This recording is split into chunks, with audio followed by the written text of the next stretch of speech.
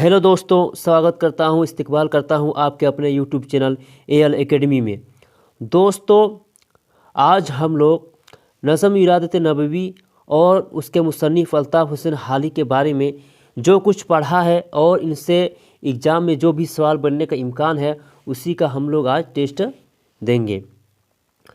दोस्तों, आज हम लोग का नज़्म वाला टॉपिक ख़त्म हो जाएगा क्योंकि JSSC ने सिलेबस में सिर्फ 3 ही नज़्म को शामिल किया था। आगे हम लोग गज़ल वाले टॉपिक को पढ़ेंगे। तो क्लास में आगे बढ़ने से पहले अगर आप इस चैनल पर नए हैं तो चैनल को सब्सक्राइब ज़रूर कर लीजिएगा और वीडियो को लाइक शेयर ज़रूर कीजिएगा। और इस वीडियो का अगर PDF चाहिए तो हमारे टेलीग्राम ग्रुप एएल एकेडमी से आप जुड़ सकते हैं और उसका लिंक इस वीडियो के डिस्क्रिप्शन में मिल जाएगा, आप वहां से ज्वाइन हो सकते हैं। तो चलो दोस्तों, आज की क्लास को स्टार्ट करते हैं। तो दोस्तों, आपके लिए आज का पहला सवाल है कि नज़्म अरबी ज़ुबान का लफ्ज़ है जिसका माना है। आपके पास ऑप्शन है ए जानना, बी समझना, सी पिरोना या डी बोलना। तो दोस्तों, इसका जो सही आंसर होगा वो हो जाएगा ऑप्शन सी पिरोना। ठीक है, आगे बढ़ते हैं। सवाल नंबर 2 कि पाबंद नज़्म किस नज़्म को कहते हैं। दोस्तों, ये सब हम लोगों ने पहले पढ़ लिया है। ठीक है, आप यहाँ पर जवाब दीजिए। आपके पास है ऑप्शन ए कि जिसमें रदीफ़, काफिया और बहर के मुकर्रर अवज़ान की पाबंदी की जाती है। ऑप्शन बी जिसमें रदीफ़, काफिया और बहर के अवज़ान की पाबंदी नहीं की जाती है। ऑप्शन सी पहला सही है या डी या दोनों सही है। तो दोस्तों, आप इसको जवाब देने की कोशिश करेंगे तो इसका जो सही आंसर हो जाएगा वो हो जाएगा दोस्तों ऑप्शन सी पहला सही है।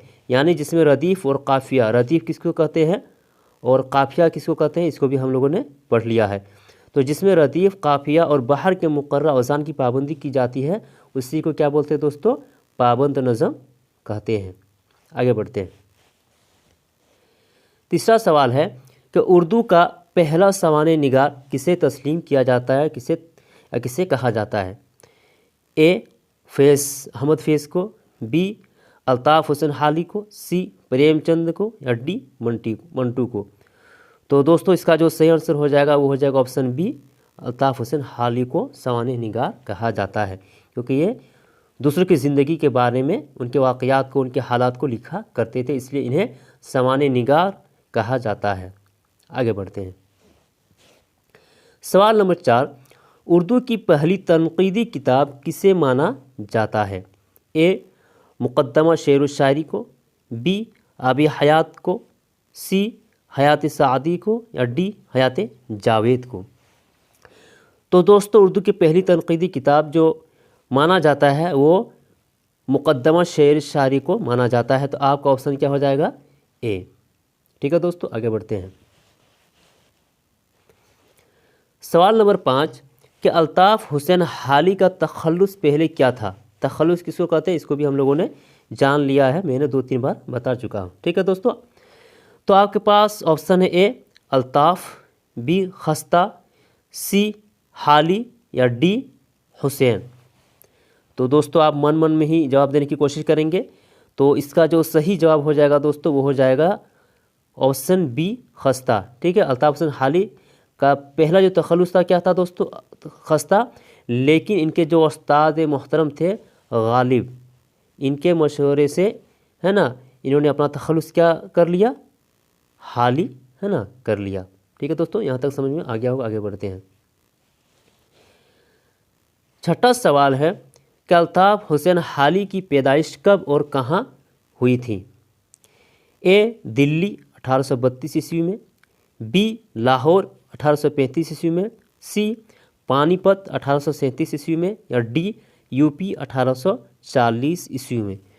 तो दोस्तों, इसका जो सही आंसर होगा वो होगा ऑप्शन सी पानीपत 1837 में पैदा हुए थे। ठीक है दोस्तों। सातवां सवाल है कि हाली की शायरी के उस्ताद कौन थे।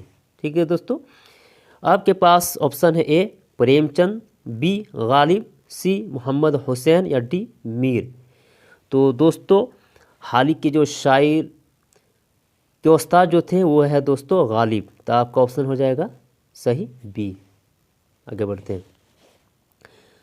8वां सवाल है कि हाल ही का ताल्लुक किस तहरीक से था। ठीक है दोस्तों, वेरी वेरी इम्पोर्टेंट सवाल है, इसको याद रखिएगा। ए तरक्की पसंद तहरीक से, बी जदीदियत तहरीक से, सी अलीगढ़ तहरीक से, या डी इनमें से कोई नहीं। तो दोस्तों इसका सही आंसर होगा सी, अलीगढ़ तहरीक से ताल्लुक़ रखते थे। ठीक है दोस्तों, आगे बढ़ते हैं। 9वां सवाल है कि हाली ने गालिब के सवानेह किस नाम से लिखा है। ए हयात गालिब, बी यादगार गालिब से, सी कुल्लियात हाली से, या डी दीवाने हाली से। तो दोस्तों अल्ताफ़ हुसैन हाली ने गालिब के जो सवानेह लिखे हैं वो किस नाम से, यादगार गालिब से। तो आपका जो सही आंसर होगा वो ऑप्शन बी सही आंसर होगा। आगे बढ़ते हैं। 10वां सवाल है कि हयात सादी कब लिखी गई थी। ठीक है दोस्तों, हयात सादी कब लिखी गई थी। आपके पास ऑप्शन है ए 1886 में, बी 1897 में, सी 1901 में, या डी 1893 ईस्वी में। तो दोस्तों 1886 ईस्वी में है ना लिखी गई थी। तो आपका ऑप्शन जो हो जाएगा वो ऑप्शन ए हो जाएगा। ठीक है दोस्तों, यहाँ तक समझ में आ गया होगा। आगे बढ़ते हैं। अल्ताफ़ हुसैन हाली की वफ़ात कब और कहाँ हुई थी। ऑप्शन ए पंजाब 1915 में, बी पानीपत 1914 में, सी लाहौर 1916 में, या डी दिल्ली 1917 में।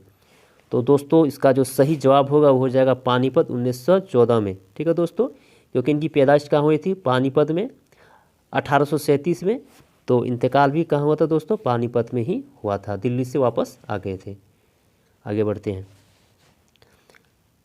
12वां सवाल है कि उतर कर हीरा से सोए कौम आया। ठीक है दोस्तों, उतर कर हीरा से सोए कौम आया और एक नुस्ख़े केमिया साथ लाया। इस शेर में नुस्ख़ा केमिया से क्या मुराद है। किसमें दोस्तों नुस्ख़ा केमिया से क्या मुराद है। आपके पास ऑप्शन है ए कुरान पाक, बी हदीस पाक, सी इस्लाम, या डी सहीफ़े। तो दोस्तों हम लोगों ने नज़म जो पढ़ा था उसमें ये आया है कि उतर कर हिरा से सोए कौम आया और एक नुस्ख़ा केमिया साथ लाया। तो नुस्ख़ा केमिया से जो मुराद लिया गया है वो दोस्तों कुरान पाक लिया गया है, क्योंकि आप सल्लल्लाहु अलैहि वसल्लम पर जो कुरान नाजिल हुआ था कहाँ हुआ था दोस्तों, गार हिरा में। तो इसीलिए नुस्ख़ा केमिया से मुराद हो जाएगा कुरान पाक। तो आपका सही आंसर हो जाएगा ऑप्शन ए। आगे बढ़ते हैं। 13वां सवाल है कि यकायक हुई गैरत हक़ को हरकत, बढ़ा जानिब बू कबीस अब्र रहमत। तो इस शेर में बू कबीस का क्या माना है। ठीक है, तो शेर में जो आ रहा है बू कबीस, इसका क्या माना है, क्या माना लिया गया, क्या मुराद लिया गया इस शेर में। आपके पास ऑप्शन है ए इस्लाम, बी रहमत, सी हरकत, या डी पहाड़। तो दोस्तों इस शेर में अबू कबीस का जो माना है दोस्तों क्या है दोस्तों, पहाड़। क्योंकि मक्का में जो मशरकी जानी में जो पहाड़ है वो पहाड़ मुराद लिया गया है अबू कबीस से। ठीक है दोस्तों, आगे बढ़ते हैं। तो 14वां सवाल है दोस्तों कि मसे खाम को जिसने कुंदन बनाया, खरा और खोटा अलग कर दिखाया। तो इस शेर में खरा और खोटा से क्या मुराद है।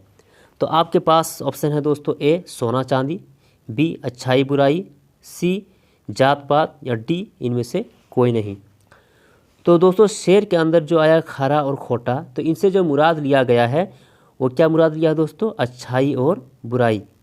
तो आपका जो सही आंसर होगा वो हो जाएगा ऑप्शन बी, क्योंकि दोस्तों आप सल्लल्लाहु अलैहि वसल्लम ने अच्छाई और बुराई की तमीज़ इन लोगों में पैदा कर दिया था, जो अरब के लोग सदियों से ज़माने जहालत में रहा करते थे। ठीक है दोस्तों, अच्छाई क्या है बुराई क्या है ये लोग नहीं जानते थे, तो अच्छाई बुराई की तमीज़ इन लोगों में पैदा कर दिया था। तो आपका जो सही आंसर हो जाएगा तो हो जाएगा ऑप्शन बी, अच्छाई और बुराई।